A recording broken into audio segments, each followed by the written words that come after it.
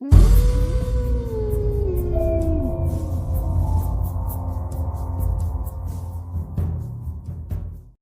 कहानी की लेखिका है स्वाति रानी। सुनसान सड़कें, बत्ती गुल और घने जंगल का रास्ता। मन में हनुमान चालीसा का जाप दोहराए संजय सर पर ढाबा जा रहा था। अपने कदमों की आहट सुनाई दे रही थी उसको। सांसें तेज हो रही थी। संजय के मन में घबराहट भी थी।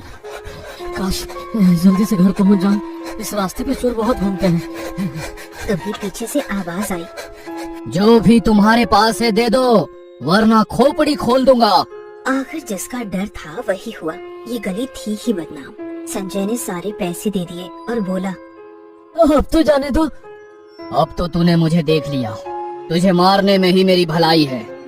रुको, मैं तुम्हें कुछ ऐसा दे सकता हूँ जिससे तुम्हारी जिंदगी बदल जाएगी। चोरी करने की जरूरत नहीं पड़ेगी और तुम इज्जत की जिंदगी जी पाओगे। पर तुम्हें मुझे वादा करना होगा, तुम मुझे मारोगे नहीं। ठीक है। संजय ने उसे एक बक्सा दिया। उसमें एक आईना था। इसे अकेले में ही खोलना और एक माचिस की तिल्ली जलाना और इस आईने के सामने जादुई आईने और अपनी इच्छा बोलना। फिर तुम जो मांगोगे ये आईना तुम्हें दे देगा। चोर आंखें चमकाते हुए बोला, क्या ये पैसा देगा? हाँ, पर एक शर्त है। जब भी तुम्हें बक्सा किसी और को देना, सारे नियम बता देना। बिना किसी को बताए इसे कहीं रखा है तो ये फिर से तुम्हारे पास आ जाएगा। और इसे खत्म करने की कोशिश मत करना, वरना अंजाम बहुत बुरा होगा। मैं इस अलादीन के चिराग को किसी को क्यों दूं भला? चोर खुशी खुशी बक्सा लेकर घर चला गया। अब तो चोर घर आकर उस बक्से को लेकर एक कमरे में पहुंचा। वहाँ फटाफट उसने बक्सा खोला, एक माचिस की तिल्ली जलाई और कहा, जादुई आईने। अचानक आईने में तेज रोशनी हुई। वो डर कर पीछे हट गया। उसकी तो सांसें ही रुक गई हो जैसे। सामने का नजारा देख के वो डर के मारे कांपने लगा। एक लड़की उसके सामने आई। रूह कांपने वाली आकृति थी उसकी। वो बोली, बोलो क्या चाहिए तुम्हें? मैं तुम्हारी हर ख्वाहिश पूरी करूंगी, पर एक शर्त है। जो तुम मांगोगे उसकी कीमत किसी और को चुकानी पड़ेगी। ले लेना, पर फिलहाल मुझे पैसे चाहिए। मुझे करोड़पति बना दो। पिशाचिनी ने अट्टहास किया।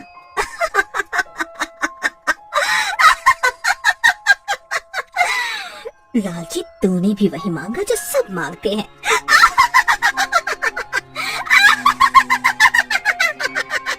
अचानक उस कमरे में पैसों की बारिश शुरू हो गई। चोर तो जैसे खुशी से पागल हो गया। पर तुमने इतने सारे पैसे लाए कहाँ से? तुम्हें उससे क्या, तुम बस मजे करो। और एक भयानक कर्कश चित्कार के साथ वो गायब हो गई। अगले दिन सुबह वो चाय के ठेले पर गया तो पता चला संजय, यानी जिसके उसने पैसे लूटे थे, उस शहर के पैसे वालों में से एक था। वो रहस्यमय तरीके से अपने कमरे में मरा पाया गया और उसके पैसे भी गायब थे। चोर को ये सब थोड़ा अजीब लगा, पर वो तो नए दौलत के नशे में चूर था। 10 साल बीत गए उस बात को। अब वो चोर इस शहर का सबसे बड़ा रईस यानी रमेश शर्मा बन गया था। उसने उस बक्से को तहखाने में रख दिया, जहाँ उसके परिवार का कोई सदस्य नहीं जाता था। उसके ताले की चाबी सिर्फ उसी के पास थी। यहाँ तक कि उसने अपनी बीवी और बच्चों को भी कुछ नहीं बताया था। एक दिन रमेश के बेटे का एक्सीडेंट हो गया। वो उस एक्सीडेंट में बुरी तरह से जल गया। रमेश बहुत दुखी था। उसे उस बक्से की याद आई। वो तहखाने में गया, बक्सा खोला, माचिस जलाई और बोला, जादुई आईने। वो अट्टहास करते हुए फिर आई। फिर से वही चित्कार वाली हंसी लिए वो बोली, कहो, बहुत दिनों के बाद याद किया? मेरे बेटे को बचा लो। पर शर्त याद है ना, किसी एक को अपनी जान देनी पड़ेगी। रमेश अपने बेटे के प्यार में अंधा हो गया था। उसने कहा, ठीक है, तुम मुझे मार दो, पर मेरे बेटे को बचा दो। वो पिशाचिनी अपने काले दांत निपोरते हुए बोली, नहीं, जिसे मैं चाहूंगी वो मरेगा।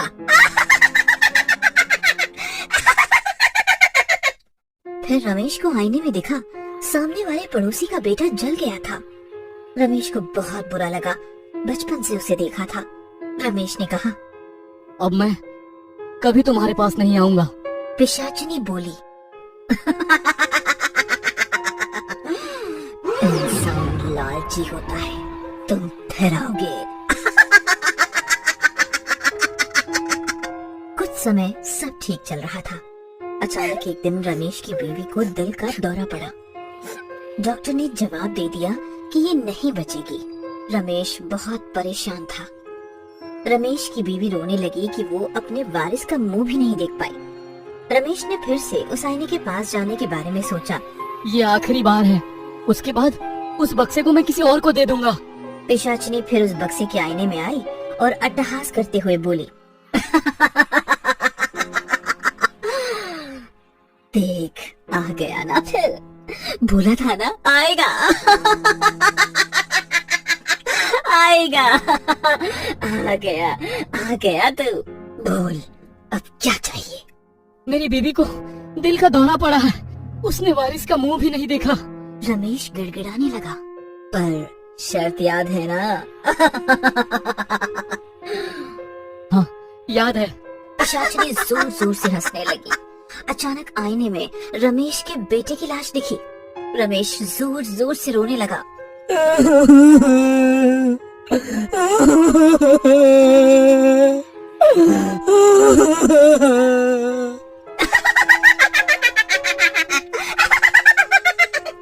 क्योंकि इस बार दुख कुछ ज्यादा हुआ, अपना बेटा मरा इसलिए। रमेश वो बक्सा उठाकर फेंकने ही वाला था, तभी आवाज आई, खबरदार ऐसा करना भी मत, सारा परिवार तबाह हो जाएगा तुम्हारा। नियति को बदलोगे तो यही होगा। मैंने भी यही किया था। मेरे हाथ में शादी का सुख नहीं था, पर मैंने लिया। 2 दिन बाद ही मेरे पति की मौत हो गई और मेरे ससुराल वालों ने कुलक्षणी कहकर मुझे जलाकर मार दिया।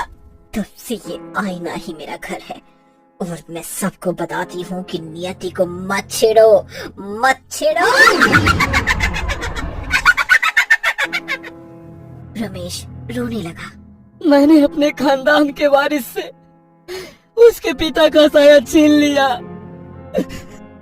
गलती तुम्हारी नहीं, मेरी है। मैं ही लालच में अंधा हो गया था। जो भी इस आईने से कुछ मांगता है वो पछताता ही है। रमेश ने अपने बेटे का अंतिम संस्कार किया और चल दिया। उसी गली में जो चोरों के लिए बदनाम थी, एक चोर को उसने बहुत सारे पैसे दिए और वो बक्सा भी दे दिया शर्तों के साथ।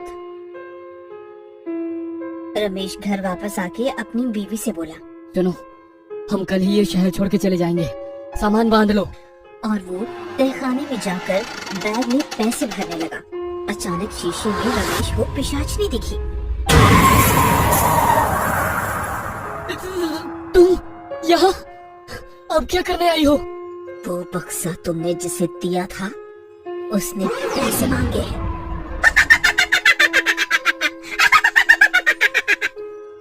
रमेश डर से थर-थर कांपने लगा। अगले दिन रमेश के मौत के चर्चे सबकी जुबान पर थे। सब सोच रहे थे किसी चोर ने घर में चोरी करके रमेश को मार दिया। अब वो बक्से वाला चोर शहर का नामी सेठ रघुनाथ बन गया था।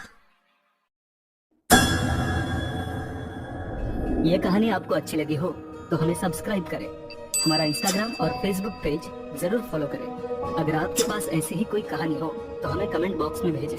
हम कोशिश करेंगे कि अगली एनिमेटेड स्टोरी आपकी हो।